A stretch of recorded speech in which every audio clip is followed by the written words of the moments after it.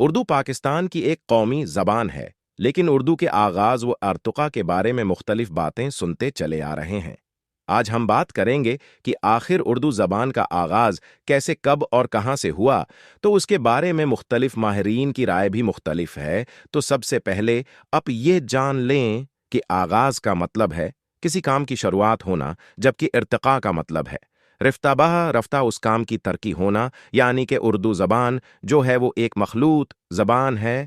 مخلوط زبان ایسی زبان ہوتی ہے جو مختلف لوگوں کے گروہوں سے وجود میں آئی، اور اردو زبان کے بارے میں یہ بات مکمل طور پر ثابت ہو چکی ہے کہ اردو زبان جب مسلمان فاتحین ہندوستان میں آئے اور ان کی زبان اور مقامی زبان کے ذریعے جو زبان وجود میں آئی اسے اردو کہا گیا۔ مگر آج ہم بات کرتے ہیں کہ کون سا ایسا نظریہ قابل یقین ہے کہ اردو زبان کا آغاز اس کو ہم مان سکتے ہیں۔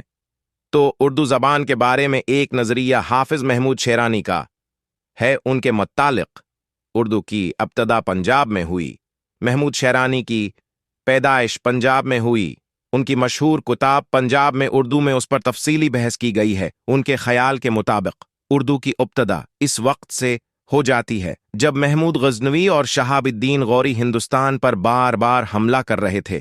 پھر بعد میں ان کی مستقل حکومت پنجاب میں قائم ہو گئی، اور چونکہ ان کی زبان فارسی تھی، جس کے سبب حکومت کو چلانے کے لیے ایک ایسے زبان کی ضرورت پیش آئی جس کو سب لوگ آسانی سے بول اور سمجھ سکے۔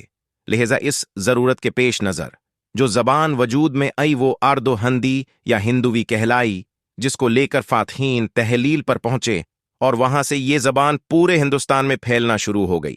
حافظ صاحب کے نظریے کو تقویت اس بات سے بھی ملتی ہے کہ اردو اپنی ساخت ہی اور صرف نحو کی خصوصیات کے لحاظ سے پنجابی سے کافی قریب ہیں۔ امید کرتا ہوں کہ یہ ویڈیو آپ کو بہت فائدے مند ثابت رہی ہوگی۔ اگر آپ چاہتے ہو کہ اس طرح کی ویڈیو آپ کے لیے بناتا رہوں تو کمنٹ میں ضرور بتانا، اور چینل کو سبسکرائب اور ویڈیو کو لائک ضرور کر دینا۔ اپنا خیال کرنا۔ اللہ حافظ۔